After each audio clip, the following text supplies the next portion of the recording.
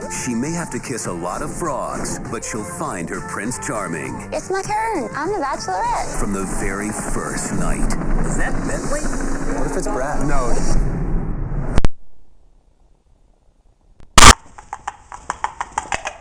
It all started when two priests were riding their horses down a quiet country road. You'd never guess what happens next. Welcome to Dateline Sherwood Forest.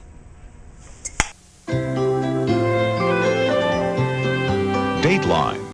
I'm your host, Francisca Denouement. Is it a crime of trickery and cunning against those who serve our Lord? Or is it a heroic move against hypocrisy and greed to help the less fortunate? Decide for yourself. Father Belucio J. Onomatopoeia and his fellow priest Jeffy, both Leslie clad, rode gallantly along the road.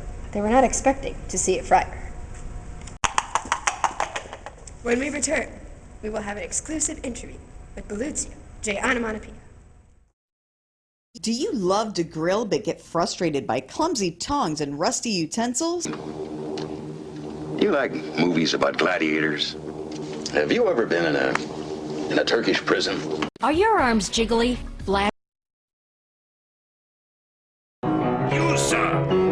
I want to take you.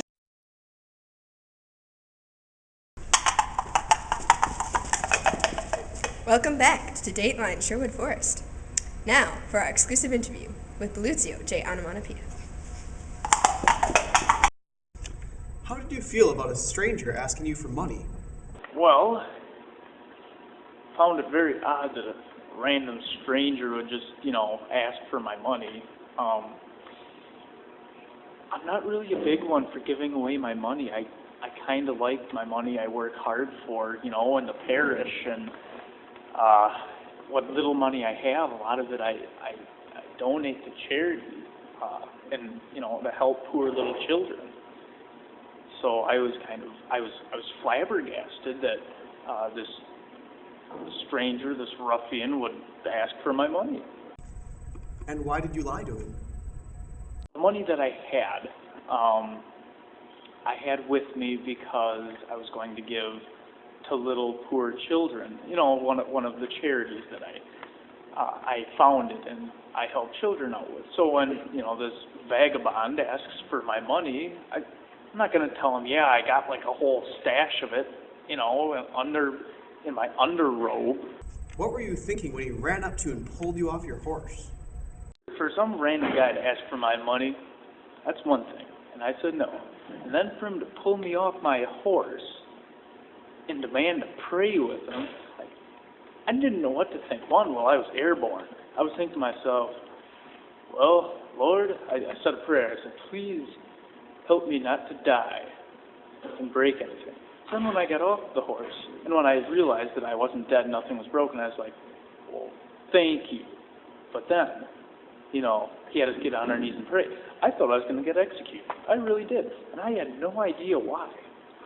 How did you feel about praying for money? I mean, being a priest, obviously the power of prayer is it's huge. Because, it's your direct link to the saints and Mary. And, then Mary will talk to God for us, but it's our indirect link to God. And it's huge. Tell us how you felt when he discovered you were actually hiding gold. Well, I felt violated. I 100% violated. He kind of, he patted me down looking for money, and I'm a man of God.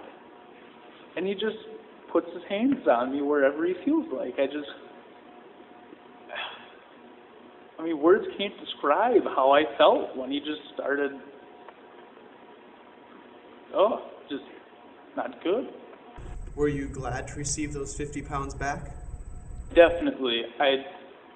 For sure, at least the guy gave me some money back, so I was happy about that, because now I had some money to give back to this child's charity fund that I started. What were your thoughts on his final statements to you? As a priest, I should really go to confession because I did lie. And I knew I was lying, and lying is wrong, and lying is a sin. So really, I should say some rosaries and a few Hail Marys. Take care of that. I see. It's good that He made me swear not to lie again because I really don't want to, and lying is a sin, and I will avoid it at all costs. It just kind of teaches you a lesson, I guess. If you'd be honest, then maybe he, wouldn't have robbed me. We were unable to have an interview with the second priest, Jeffy. He has a trial today for an unrelated charge. But we were able to secure an interview with the notorious criminal philanthropist, Robin Hood. So, Robin Hood, what were you doing on that road? Well, I was walking from the city. I didn't have any money, and I figured I should maybe try to find somewhere. It's important for someone of my station to have money to give to people. And what was it that caused you to stop those priests? Well, I figured as men of God, those priests would be looking out for the interests of the poor. They did not have the interest of their lesser counterparts in mind. What did you mean when you said benedicte to those priests? I hoped that they would shower blessings upon me in the form of a few gold coins.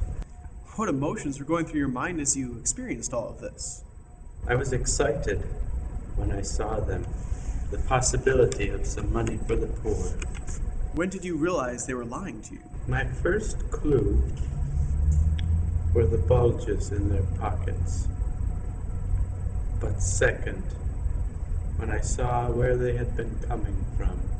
What made prayer your next course of action? I felt that only blessing could come out of prayer, and that blessing would come, and blessed we were. Why did you leave them 50 pounds apiece instead of taking all of the money? With a generous gift to them, perhaps I could reach out and save their lost hypocritical souls from eternal damnation. And I'm not sure if it worked. Did you have any final statements to these priests, or did you just let them on their way? In my hopes, my dear hopes of saving their souls, I told them, I made them promise that they would never lie, cheat, or steal ever again as long as they live. And they both did solemnly swear it. Thank you for watching Dateline Sherwood Forest. Tune in next time to find out just how merry the men were.